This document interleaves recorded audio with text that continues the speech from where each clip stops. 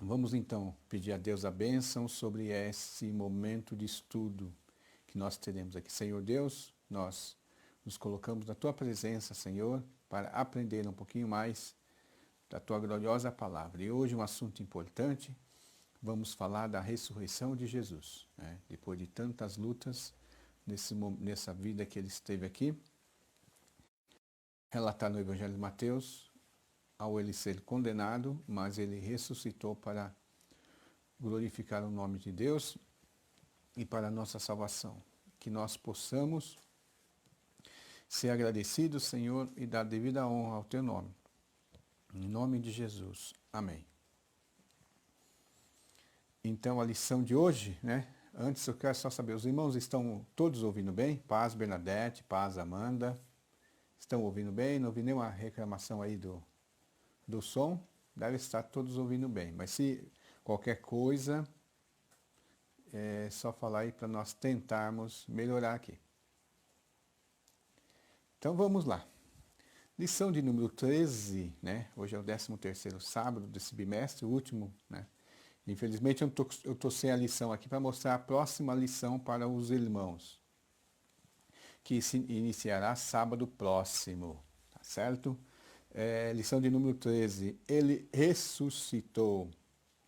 O anjo disse, o texto base, né?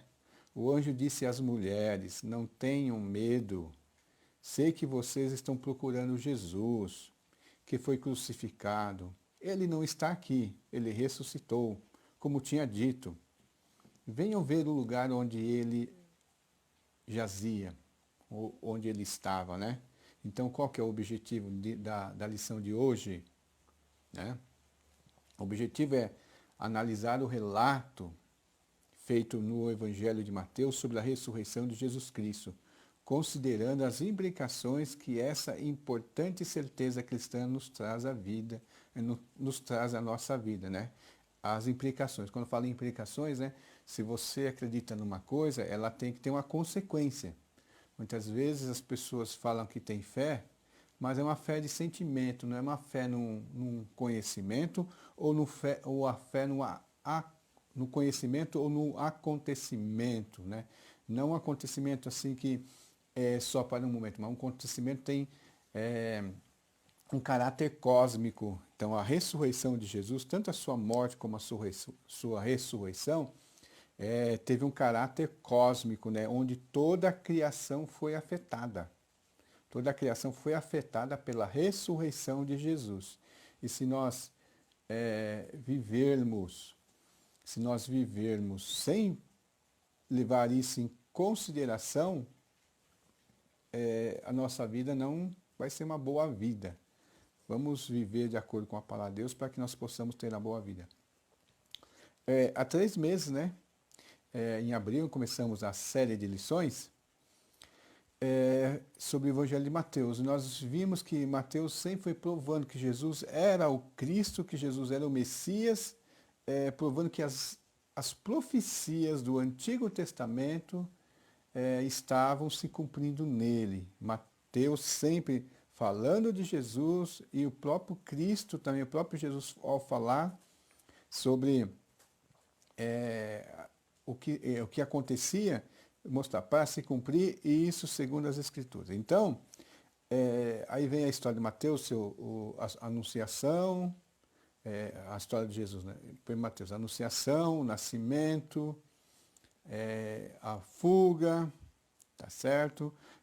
O batismo de Jesus, tentação de Jesus, o seu ministério, o chamado dos seus discípulos, seus apóstolos, todo aquele embate entre ele e os religiosos da época, os milagres que ele realizou, a sua prisão, né, o seu julgamento injustamente, sua prisão e seu julgamento injustamente, a sua crucificação, e chegamos agora ao final, o ápice dessa história aqui, que não termina, porque Jesus ressuscitou, e ele, ainda aos céus, ele falou que ele voltaria.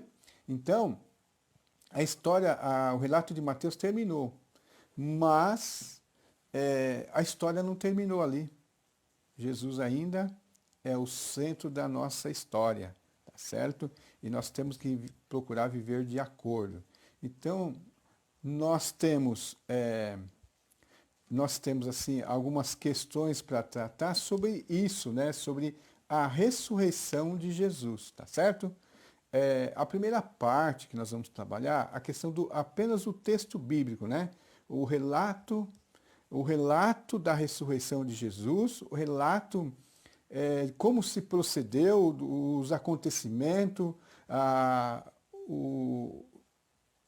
interação dos discípulos, das mulheres ali, todo aquele acontecimento, e depois nós vamos trazer isso para a nossa vida hoje, né, que era o objetivo, né, considerando as implicações. Primeiro nós vamos analisar o relato feito no Evangelho de Mateus sobre a ressurreição. Depois vamos trazer o impacto, né, ou as implicações para a nossa vida. Então a primeira parte ali, um sepulcro vazio. A diferença de Jesus de outros personagens da história é que o seu sepulcro está vazio, né? O seu corpo ali não se decompôs naquele sepulcro, ele não permaneceu ali. Então, Jesus ressuscitou. Então, a primeira parte, a primeira coisa que nós temos que analisar aqui é sobre o relato, né, como se deu a ressurreição, né, lá em Mateus 28, do verso 1 ao 7, onde Maria Madalena e a outra Maria encontraram o sepulcro vazio e um anjo ao lado do sepulcro. Lá em Mateus 28, 1 ao 7, fala assim, que Maria Madalena e a outra Maria foram ao sepulcro, né, e lá encontraram o sepulcro vazio e um anjo ao lado do sepulcro. Vamos ler então? Diz assim, a ressurreição de Jesus. Passado o sábado, no começo do primeiro dia da semana, Maria Madalena e a outra Maria foram ver o túmulo, né? E eis que houve um grande terremoto, porque um anjo do Senhor desceu dos céus e, aproximando-se, removeu a pedra e sentou sobre ela. O aspecto dele era como um relâmpago, né? E a sua roupa era branca como a neve. E os guardas, com medo do anjo, tremeram e ficaram como se estivessem mortos. Mas o anjo, dirigindo-se às mulheres, disse, não tenham medo. Sei que vocês procuram Jesus que foi crucificado. Ele não está aqui. Ressuscitou, como tinha dito. Venham ver onde ele jazia. Agora vão depressa e digam aos seus discípulos que ele ressuscitou dos mortos. E vai adiante de vocês para a Galiléia. Lá vocês o verão, como acabei de dizer a vocês. Lá vocês o verão, né? O relato. Então, o que nós vamos ver aqui? O que aconteceu ali? O que o relato diz, né? O anjo chegou, houve um terremoto, né? Houve um terremoto ali. O evangelista aqui explica assim, ó, o que tinha acontecido, um grande terremoto, porque o anjo poderoso do céu, né, veio do céu, rolou a pedra do sepulcro e assentou sobre ela, né? Ele, aquele termo lá, né? Mata a cobra e mostra o pau. Ele tirou aquela pedra, que era tipo uma pedra de moinho, uma pedra redonda, assim, né? Uma pedra enorme. Ele tirou a pedra e ficou sentado em cima dela, né?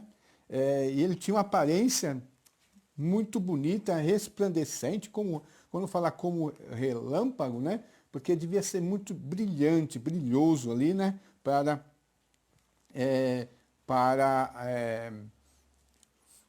Demonstrando ali o que acontecia. Então as mulheres chegaram ali e já encontraram aquela cena pronta, né? Aquela cena, os guardas atemorizados, a pedra fora do sepulcro, né? Ali o sepulcro aberto, a pedra já destampando, um anjo assentado sobre ela, e aí ele conversa com as mulheres, que quem elas estavam procurando, né? No verso 6, né? O versos 5 e 6, o anjo diz assim, não tenham medo, sei que vocês procuram Jesus que foi crucificado, né? Ele não está aqui, ele ressuscitou como tinha dito. Isso foi o relato do anjo àquelas mulheres. Ele não está aqui, ele ressuscitou. né? Acabou, né? Ele venceu a morte, ele não está aqui. Vocês vieram aqui procurar ele, mas ele não está aqui. Já foi lá para a Galileia, né? Já foi para outro lugar, ou como ele tinha dito, que, como ele tinha dito para vocês, como tinha dito, ele ressuscitou dos mortos e vai adiante de vocês para a Galileia. Lá vocês o verão. E como como acabei de dizer a vocês, ele reiterando, as coisas se aconteceram da maneira como eu disse para vocês e que eu estou informando a vocês. Então, essa é a questão. O que o anjo tinha feito ali? O que ele disse às mulheres? Jesus ressuscitou, né? Jesus não está aqui, o Cristo não está aqui, ele já ressuscitou. Vai lá, avisa os discípulos dele para eles irem para Galiléia, que lá eles o verão, né? Aí nós temos a continuação do relato, né?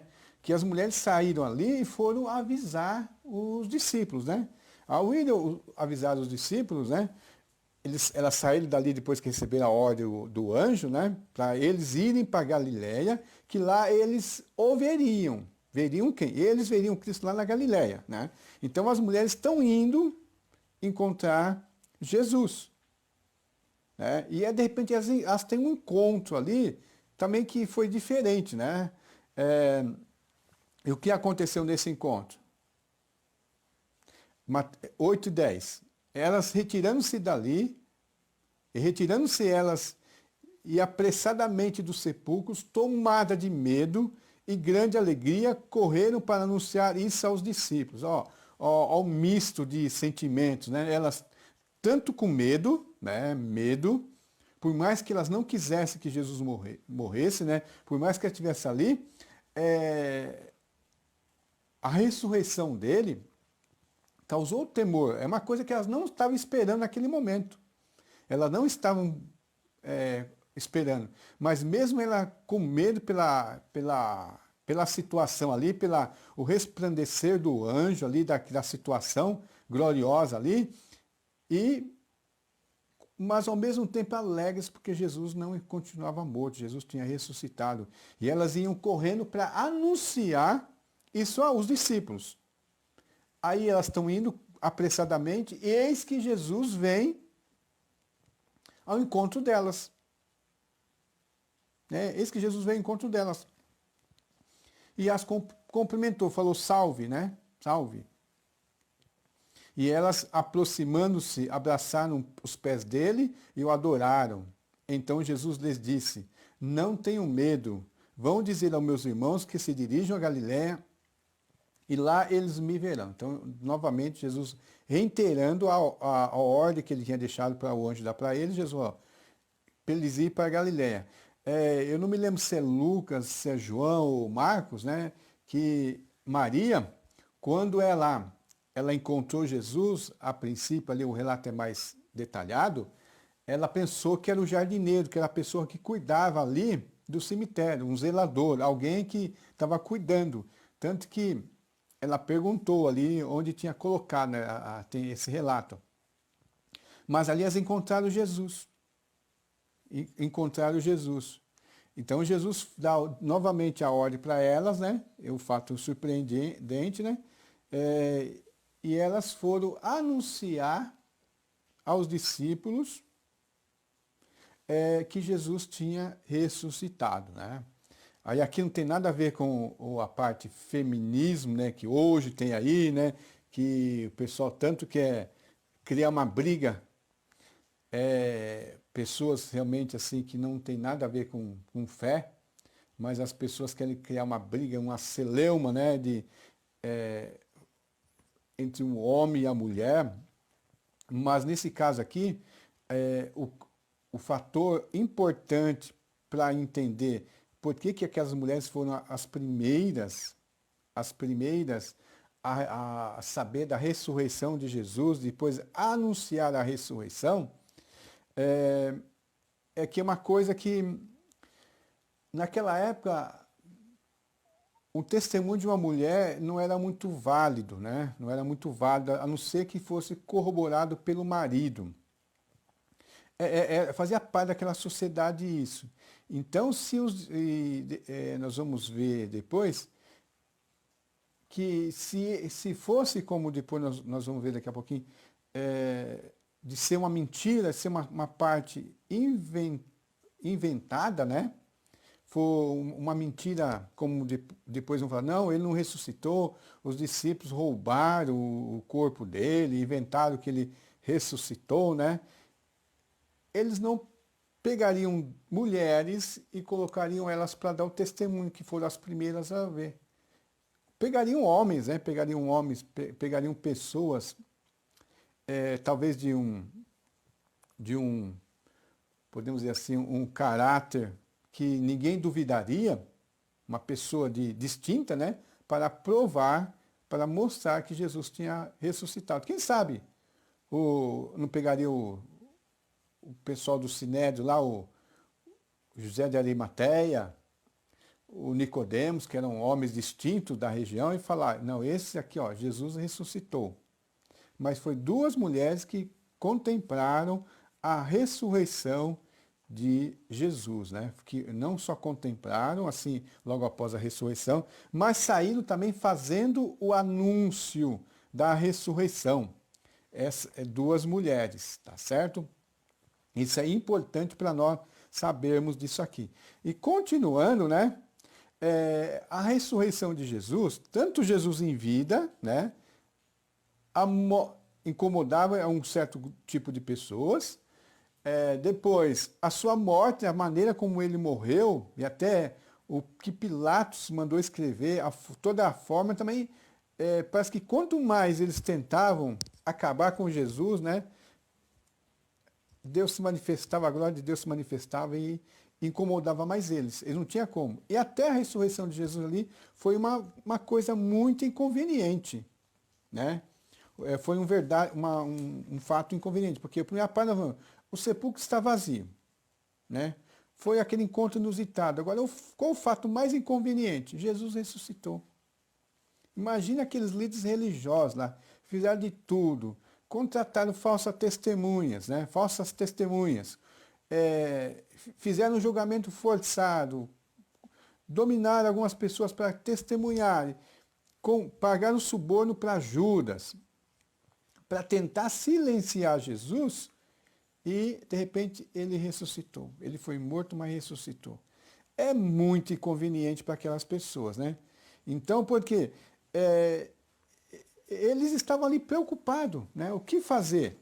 Então, a primeira parte aqui. Jesus ressuscitou e esse era um fato inconveniente, pois era o colapso do sistema e uma ameaça ao poder deles. Admitir isso seria reconhecer que a elite religiosa estava errada sobre Jesus, né? Eles julgaram Jesus culpado de heresia, culpado de blasfêmia, culpado de não ser o Filho de Deus, que não ser o Messias. Agora, ter que admitir, aí o que acontece?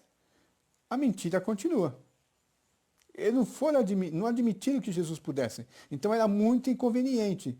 Então o que eles fizeram? Tentaram abafar o caso.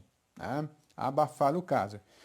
Que Jesus não tinha ressuscitado. Primeiro avisaram inventaram que os discípulos tinham roubado o corpo de Jesus. Mas para que os discípulos pudessem ter roubado o corpo de Jesus, teria que mostrar que os guardas tinham vacilado, tinham cochilado, tinham dormido no momento do roubo. Agora, como que aqueles guardas poderiam dormir, ficar inconsciente um bom tempo, se aquela pedra para rolar não era fácil? Para começar, precisaria muitas pessoas. E seria meio trabalhoso. Não é uma coisa de, na surdina, pisando em algodão, eles tirar aquela pedra. Não. Se os guardas estivessem dormindo, com certeza eles teriam acordado. E eles nem falaram de os guardas ter sido atacados. E outra questão, eles subornaram os guardas e empenharam a palavra deles também de proteger aqueles guardas, porque aqueles soldados romanos, segundo a lei marcial da época, Se eles admitissem que eles tinham dormido em serviço, dormido no momento da vigilância, era como admitir a sua própria condenação. Era condenado à morte, né? Não tinha como eles receber suborno e falar, nós dormimos, quando nós estávamos dormindo, vieram os discípulos e tiraram a pedra. E imagine que eles também, como eles tinham contemplado toda aquela situação, era difícil eles tentar admitir. E ainda mais colocando a vida deles em risco. Aí os líderes religiosos, não, nós vamos lá defender vocês, nós vamos dar um jeitinho para que vocês não sejam condenados à morte. Você ajuda a gente, nós ajudamos vocês. Uma mão lava a outra, vamos nos ajudar. Tá bom? Eles fizeram toda ali uma coisa para abafar o caso, para mudar a verdade, porque era complicado eles admitir que Jesus tinha ressuscitado, né? Ressuscitado. O ser humano é assim. Nós cometemos erros diante de Deus, diante da palavra de Deus e a nossa ignorância nos conhecimentos, e muitas vezes nós passamos a vida inteira no erro, porque para não admitir que no princípio nós cometemos um erro. Os seres humanos são assim, né? E esses aqui mais ainda. Mas o que aconteceu, né? O que aconteceu? Deixa eu ler só o verso com vocês aqui, Mateus 28, 11 ao 15, diz assim, ó.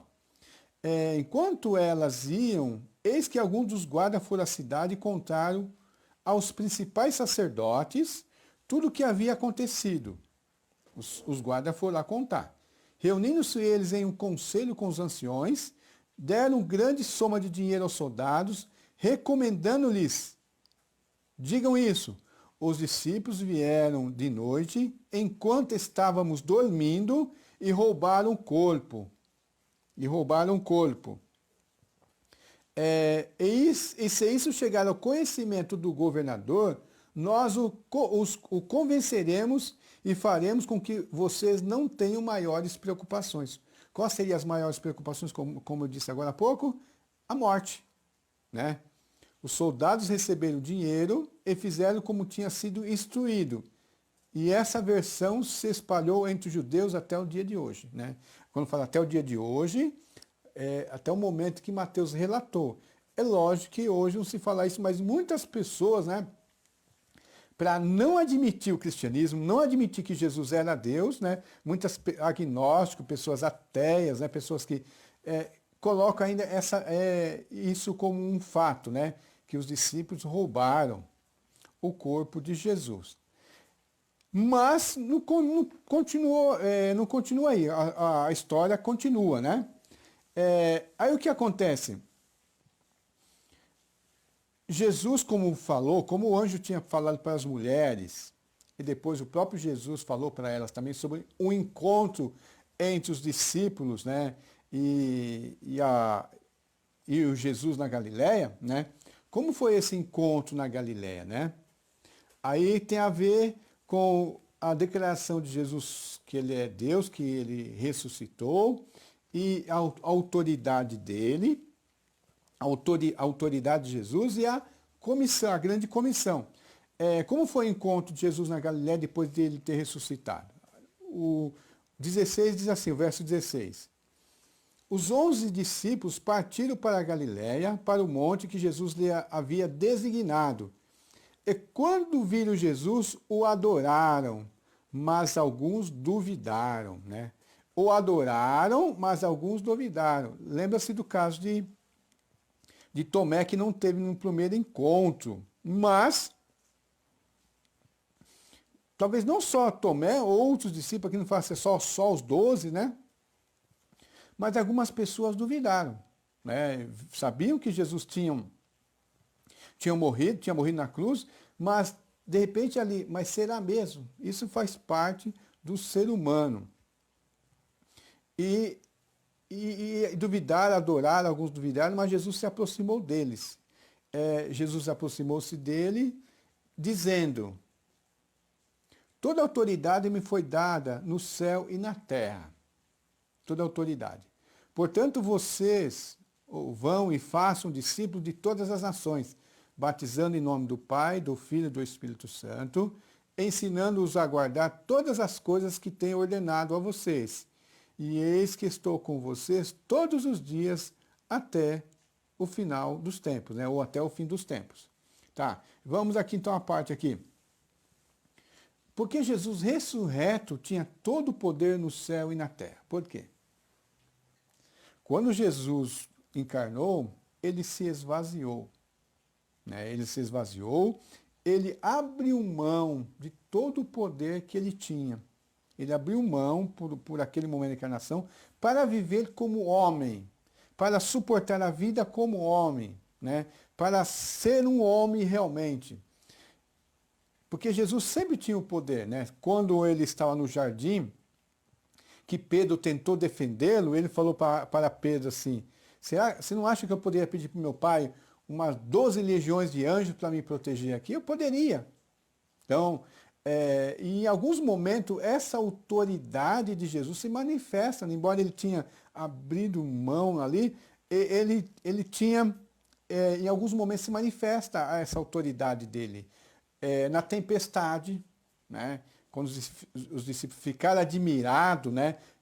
Quem é esse que até o vento, o mar, a nuvem, tudo isso, né? A tempestade, obedece a sua voz? Quem é esse?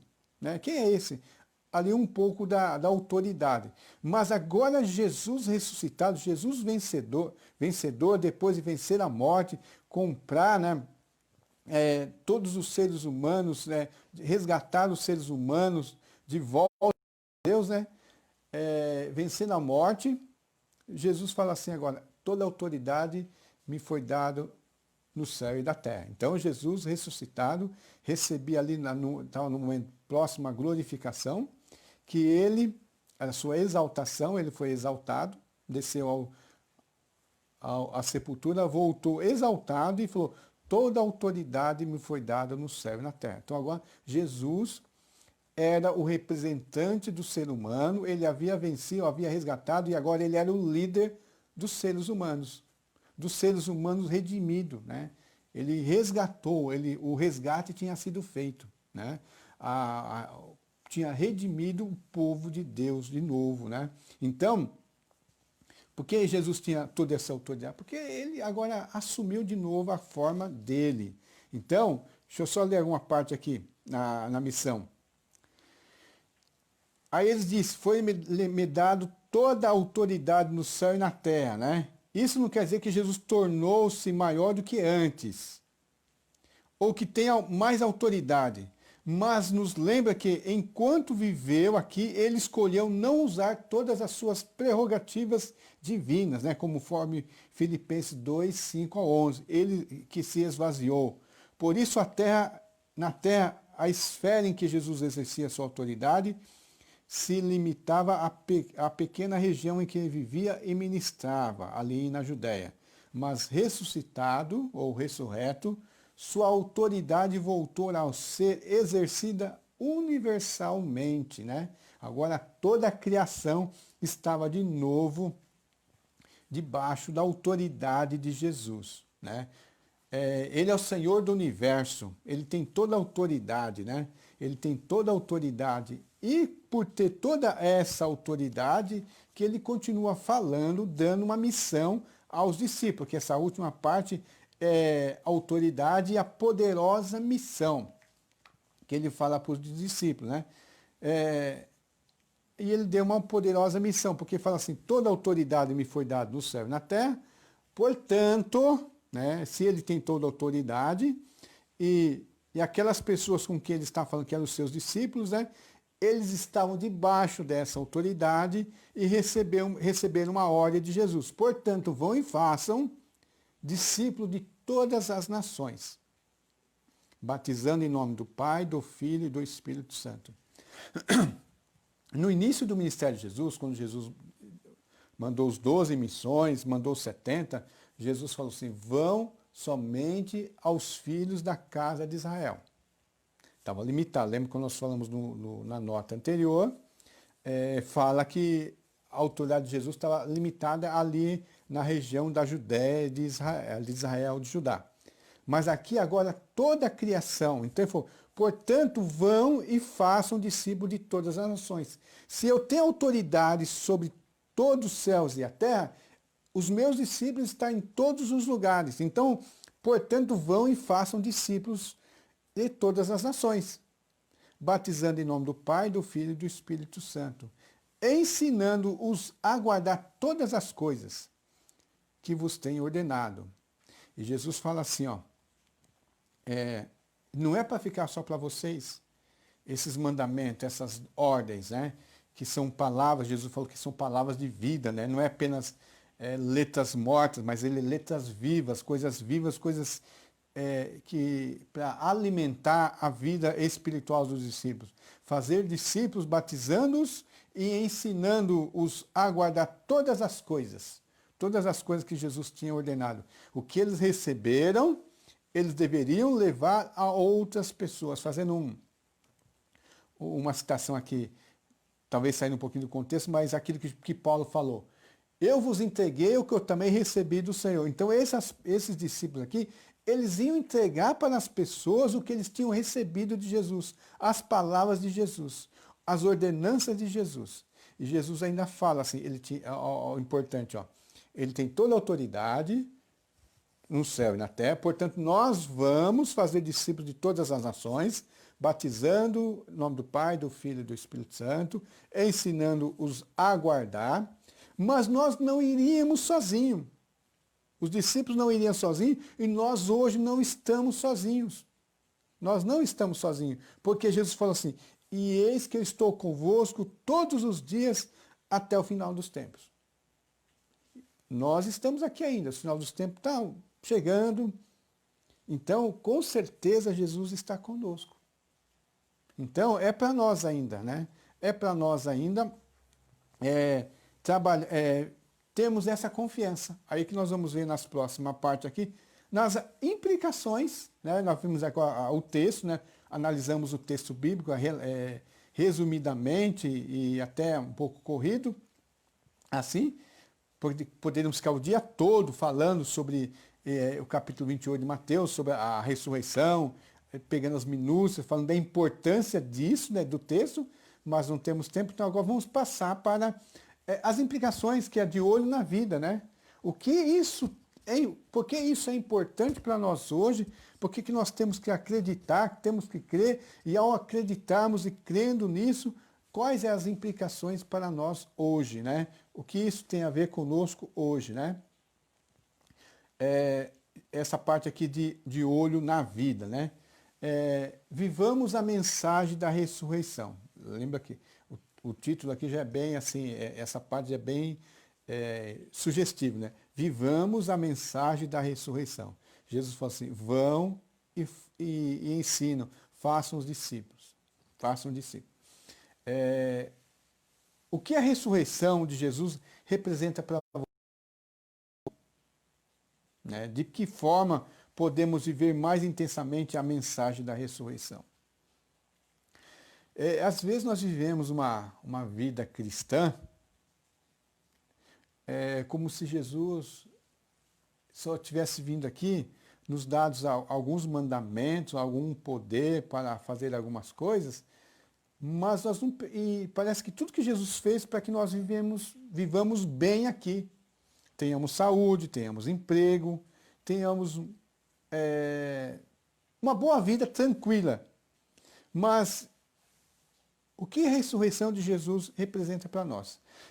Paulo, em 1 Coríntios, capítulos 15, vamos ler alguns textos aqui. 1 Coríntios, capítulo 15, verso 4. Vamos ver, para nós possamos viver mais intensamente a mensagem da ressurreição.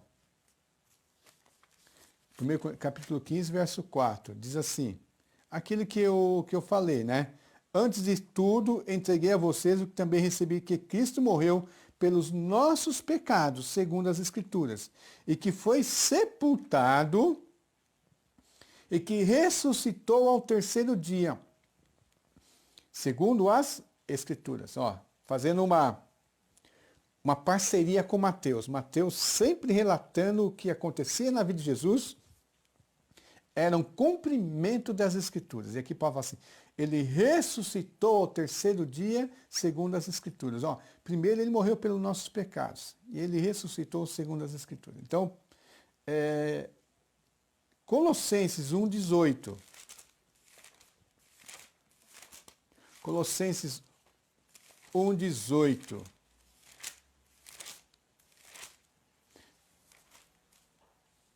Aqui. Ele é o cabeça do corpo, que é a igreja. Ele é o princípio, o primogênito dentre os mortos, para ter primazia em todas as coisas. Ó, o interessante aqui, que esse verso faz eco ao que Jesus falou. Toda autoridade me foi dado no céu e na terra. Toda autoridade. E aqui diz que Jesus é o cabeça. O cabeça é aquele que tem autoridade, né? Aquele que tem o comando. Ele é o cabeça do corpo, que é a igreja. E fala que ele é o princípio, o primogênito entre os mortos. O primeiro, né? Podemos pensar assim, antes de Jesus, outras pessoas ressuscitaram. Mas o único que era realmente Deus e ressuscitou e permaneceu vivo foi Jesus. Todos os outros que ressuscitaram logo morreram depois. Né? Não passaram mais do que 100 anos. Né? Jesus ainda continua vivo. Ele é o cabeça, o corpo, que é o primogênito, é o princípio e o primogênito dentre os mortos, para ter a primazia, quer dizer, para ser o primeiro entre todas as coisas, para ter autoridade. Então, o que a ressurreição representa para nós? De que forma podemos viver mais intensamente? Aí nós vamos lá para Romanos 6, versos 5 e 6. Às vezes nós cometemos muito erro, né? A nossa fé vacila, irmãos, porque nós não conhecemos as Escrituras. Não conhecemos o que a Bíblia Sagrada fala sobre certas coisas. Nós corremos apenas de milagres, de fé, assim, e não sabemos dos dogmas, né? Das verdades das Escrituras. Paulo fala assim aos Romanos, capítulo 6, verso 5.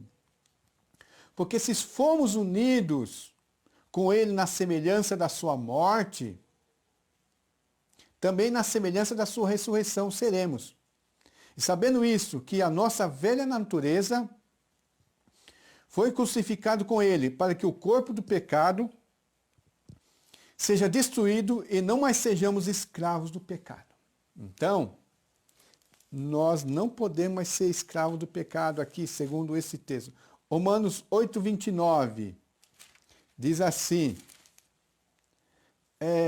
pois aqueles a quem Deus de antemão conheceu, ele também predestinou para serem conforme a imagem do seu Filho, a fim de que seja o primogênito entre muitos irmãos. Então aqui está falando da maneira como nós vamos viver. Jesus ressuscitou, ele nos representa, ele é o primogênito, ele é o cabeça da igreja, ele é o primeiro, ele tem toda a autoridade. Se nós, a semelhança dele, nós morremos, fomos com ele, a semelhança dele nós também somos ressuscitados e não sejamos mais escravos do pecado. Uma pessoa que não nasceu de novo, ela pode, ela é escrava do pecado ainda. Ela ainda não tem forças para não pecar. Mas aqueles que ressuscitaram com Cristo, eles têm a força suficiente de Deus, né? Ele tem tanto que Jesus fala lá em Atos, né? Recebereis a virtude que há de descer sobre vós e ser minhas testemunhas. Mas ali não é só para ser testemunha, até para trazer a santificação. Então, Jesus como nosso cabeça, Jesus como vencedor da morte, ele nos representa e com ele, na sua ressurreição. Então, quando Paulo fala lá em acho que Coríntios também 5, não me lembro agora, me fugiu, já estou crucificado com Cristo e não vivo eu, mas Cristo vive em mim, porque Paulo está falando do quê? Também da ressurreição. Quando nós ressuscitamos com Jesus, nós ressuscitamos como novas criaturas. como novas pessoas. Então, nós não devemos mais viver para nós mesmos. Nós temos que viver para aquele que é o cabeça, né? E aí que vai fazendo o quê? Se eu já não vivo eu, mas Cristo vive em mim, na ressurreição, eu já não sou o dono de mim. E eu tenho que haver o quê? A negação do eu. Quem quiser vir após mim, tome a sua cruz e negue-se a si mesmo. Então, o que falta muitas vezes hoje é os cristãos estarem vivendo de acordo com a ressurreição de Cristo, né? A questão da negação de si mesmo, a negação do velho homem. E muitos querem os benefícios de Jesus, né? Como eu falei assim, falta um pouco de nós entendermos que Jesus não foi só exemplo, mas ele é o cabeça, não é só exemplo, ele é muito mais que o exemplo, ele venceu em nosso lugar, venceu por nós. Ele venceu em nosso lugar, ele é o campeão da humanidade contra o pecado. Ele é o campeão da humanidade. Ele é o campeão da igreja. Ele é o cabeça da igreja. Então, nós devemos viver de acordo com a vontade dele, de acordo com uma nova criatura. Né? Então, a primeira parte, a maneira de nós vivermos tem que ser diferente. Tem que fazer um sentido. Paulo também fala em outro texto, fala assim, se Cristo não ressuscitou, né, é vã a nossa fé. E ele fala assim, se nós, e como ele ressuscitou, nós devemos viver diferente. E ele falando em outro verso, fala assim, se nós esperarmos Jesus apenas nessa vida, infelizmente nós vemos que muitos cristãos não refletem um pouco sobre a ressurreição de Jesus e não refletem sobre esperar em Jesus só nessa vida. Muitos esperam Jesus somente nessa vida. Irmão, só nessa vida. Parece que Jesus só veio para... Jesus apenas deu um bom exemplo, nos deu poder para vivermos maravilhosamente nessa vida. Então a ressurreição não tem nenhum sentido. Mas, a partir do momento que nós possamos viver de uma maneira diferente, estar fundamentar a nossa vida na ressurreição de Cristo, para ter uma maneira diferente de viver, faz com que nós também levamos a mensagem. A mensagem, como nós podemos levar a mensagem da ressurreição? Então, porque a mensagem de Jesus da ressurreição de Jesus incomodou tantas pessoas do reino das trevas da época e incomoda hoje. Qual é a nossa missão com relação à notícia que Jesus vive, né? Eu lembro uma vez até era um padre falando na igreja, né, assim, na igreja, numa televisão, aí no canal, e geralmente na época do Natal, que se fala muito de Jesus, época da Páscoa, sai muita notícia sobre Jesus, né, assim, e geralmente algumas pessoas contestando. Eu lembro que uma vez uma pessoa me mostrou um jornal, 2 páginas do jornal, isso faz mais de 20 anos, olha aqui que saiu sobre que Jesus não existiu, desses teólogos liberais aí que não acredita é teólogo, mas não acredita na Bíblia, né? Estuda teologia para não acreditar na Bíblia. Não faz sentido. Quer trabalhar em cima da religião cristã, mas sem ser cristão. Mas esse padre falou assim, por que as pessoas atacam tanto Jesus, né? Esse pessoal ataca tanto Jesus na época da Páscoa, aproveita aquele momento da Páscoa, do Natal. Ele falou assim, porque ninguém joga pedra em cachorro morto, né? Ninguém joga pedra num cadáver. Mas em Jesus sim. Então, a mensagem da ressurreição incomoda o reino das trevas. E ele tem os seus adeptos aqui, que muitos nem sabem que estão sendo comandados por ele, porque a ressurreição de Jesus ali, que nós relatamos aqui, ele colocou o reino das trevas debaixo dos pés de Jesus. Colocou o reino das trevas no seu devido lugar. Ele foi derrotado já ali. Já foi derrotado. Então, essa verdade, o reino das trevas não quer que seja propagada. Eles já estão derrotados, mas eles não querem admitir.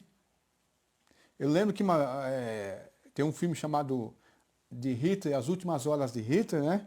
E ele já perdendo a guerra, já todo maluco, e ele inventava na cabeça dele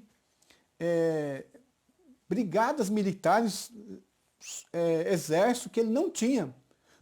Ele ali, os generais falam, ó, nós estamos perdendo a guerra, nós temos ali. Não, ele fala, não, mas nós temos esse grupo de soldados aqui, essa brigada, essas aviações. E não tinha, tudo da cabeça dele. Então, o reino das trevas, eles sabem que estão derrotados. Então, quanto mais eles propagarem essa mentira e as pessoas acreditarem, as pessoas vão estar sob o domínio deles, mas dentro do domínio de uma mentira.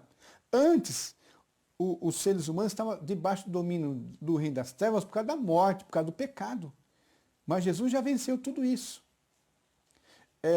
De vez em quando eu falo na igreja, até em algumas lives aqui, muitas pessoas vivem uma vida medíocre, uma vida não abençoada por Deus, muitos cristãos, porque não conhecem verdades bíblicas. Então, o diabo lá e os seus anjos, ele usa essa falta de informação do cristão, essa falta do cristão ler mais a palavra de Deus, ler mais a Bíblia. Então, a pessoa desconhece, então o diabo começa lá, ó, você ainda está sob domínio, você está desse jeito, e a pessoa fica lá confusa, perdida e dominada embaixo de uma mentira. E ele não vai propagar a questão da ressurreição de Jesus. Qual é a nossa missão com relação à notícia de que Jesus vive? Principalmente nesse momento de pandemia. Termina Mateus, mas nós temos lá o livro do Apocalipse, que Jesus falou que até os confins do tempo, que Jesus voltaria.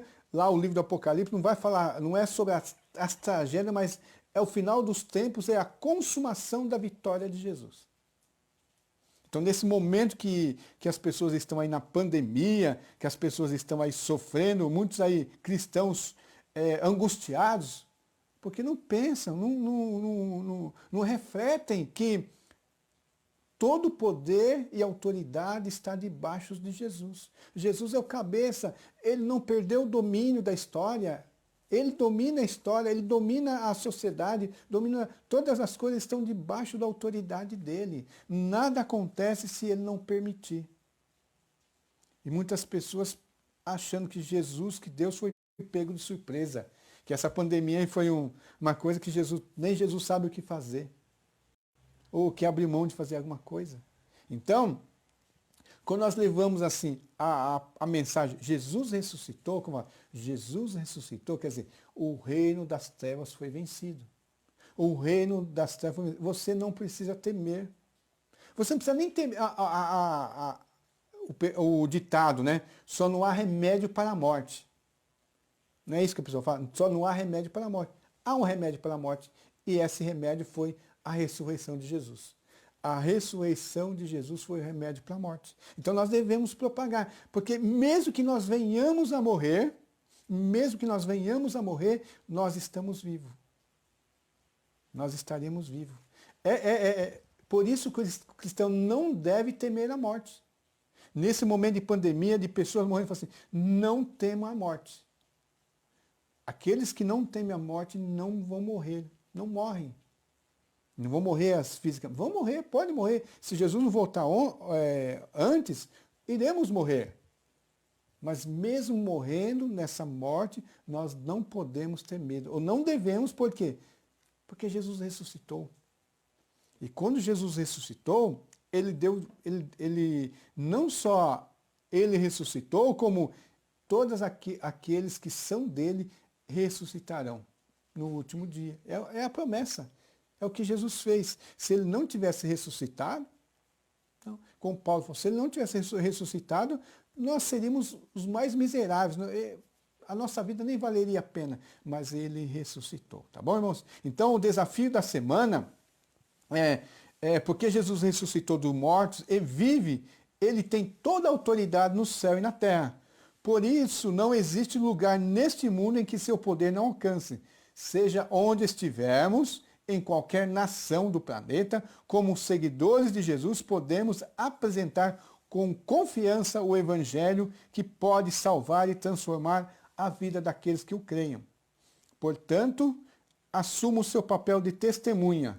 Você não pode se calar. Pelo poder da ressurreição, anuncie que Jesus já não mais está no sepulcro. Diga, o rei ressuscitou. Né?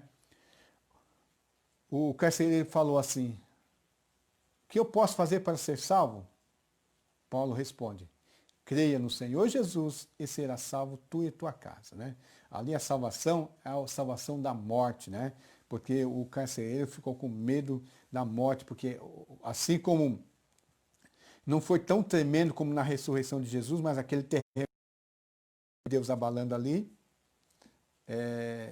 transformou aquele lugar, trouxe temor e a pessoa fala assim, eu vou morrer, né? Mas creia no Senhor Jesus e será salvo tu e tua casa.